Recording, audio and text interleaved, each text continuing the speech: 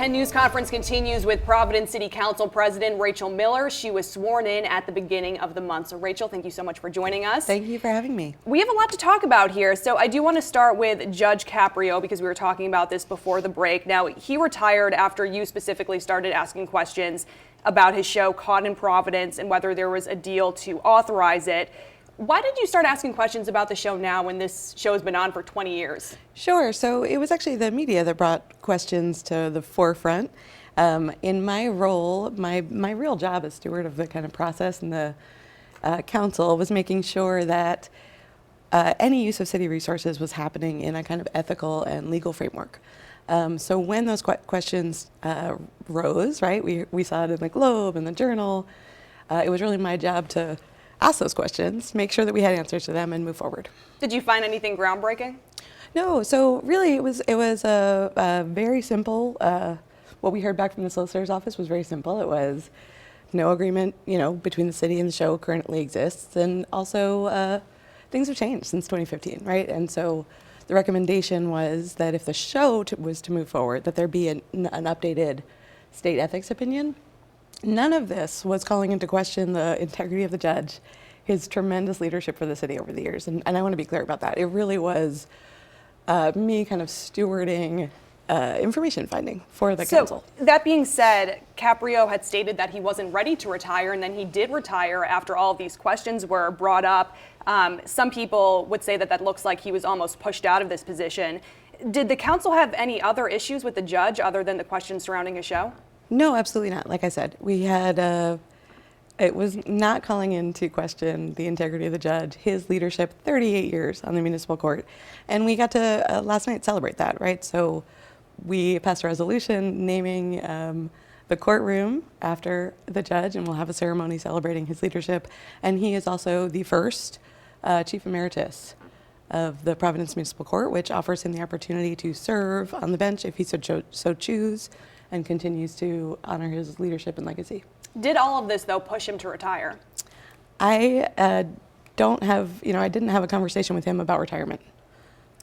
Do you have any expectations for the new Chief Judge Lombardi? Will he do anything differently than Judge Caprio? I think Chief Judge Lombardi has served the city in a variety of capacities over the years.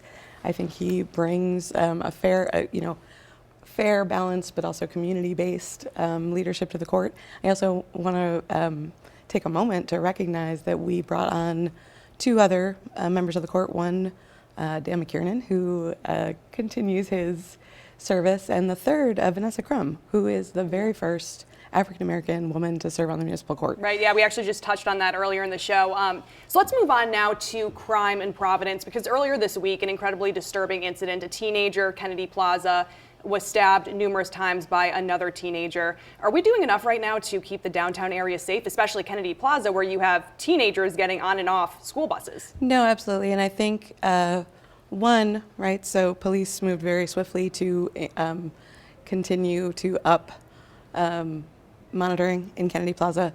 Two, I think the larger issue of public safety is front and center for the Providence Council in this term, right? And so we're talking about public safety from a very holistic standpoint, right? Where we're looking at, yes, community policing, yes, are we prioritizing funding for services for a variety of people in the city of Providence? And I think that's going to be front and center in the term.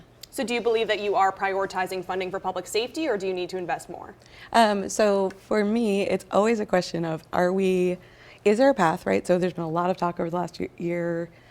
Mayor Smiley's also prioritizing it, and so that's good news, right? The community policing standpoint, right? So what are we doing to get officers back in the community, on their feet, knowing people, building relationships, because that is front and center for Providence residents when we talk about it. And then two, are we funding programs that, so for example, last year we launched a diversion program that was focused on behavioral health, right? So that first responders aren't just police or EMT, but are also now behavioral health can respond appropriately, are not taking away services from other 911 calls. So is that program working, right? Those are the kind of questions that we'll be looking at, and how can we expand on that? There's also a big shakeup in the city of Providence with public safety. The commissioner and chief are both leaving. What are you looking for in a new chief with crime still being an issue? First and foremost, Chief Clements has done an incredible service to the city. I cannot emphasize enough. So the two big things that he brought, and I think the things that I'll be looking for, and I believe other counselors will too, one, just solid leadership, right? Like he earned the respect, trust, and faith of his officers. He built the leadership ranks up. He focused on bringing new officers in who were, had that kind of community base and trust and faith. And so I think that's important and key. And then two is this community trust, right? Like Chief Clements, I loved being on Federal Hill in the summer with Chief Clements because every restaurant owner, right, would wave and smile. And the same is true with community organizations, right?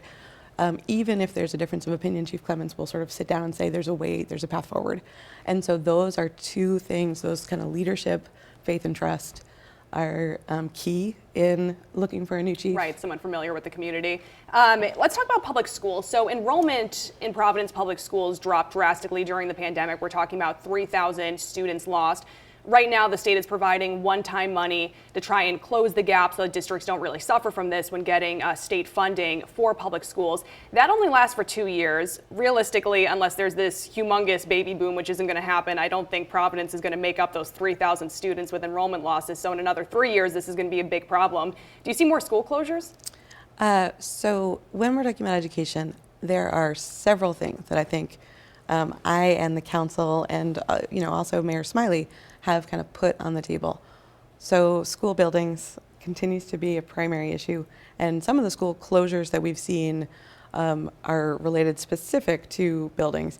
But then we have this other thing, right, that we know that when schools are neighborhood schools, when you're seeing an ease of like parent and family interaction in our schools, things are overall, that's like a positive trajectory for the student, for the family, and for the school. And so for me, it's really going to be how are we balancing those two things, right? Like how are we centering on a neighborhood base where families can be truly involved? This week we saw Kids Count released a statewide report on racial disparity in education, and we're not there, right? We are not at a place where every student in Rhode Island, every student in Providence is getting a fair and equitable education. And so right. You're going off to a different topic, though. Could there be more school closures if the enrollment doesn't get up to that 3,000 mark? I'm not looking at school closures right now, right? Like I am focused on how we're Should you be, though, rebuilding. with the 3,000 fewer students, and if you don't get up to that in 2 years once that one-time funding runs out? So right now,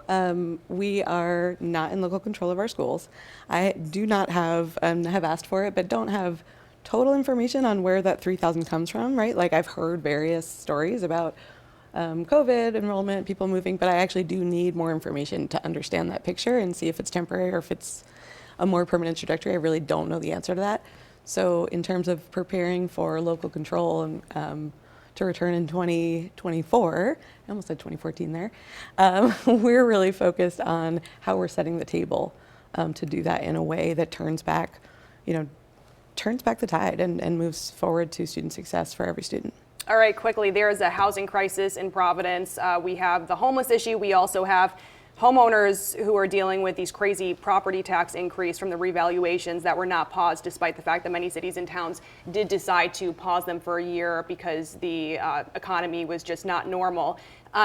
What does the council plan on doing to address both of these issues? We have 1 minute. Affordability is top of mind for every person who's on council, for myself included. There's also this issue around housing stock, right? So as we talk about the housing crisis, every winter, even before things were this tight, I would get calls from people who were saying, I'm paying my rent $1,800 a month and there's no heat in my apartment, right? So for me, step one and kind of low-hanging fruit is making sure that the council is empowering our inspectors to take good care of our housing stock.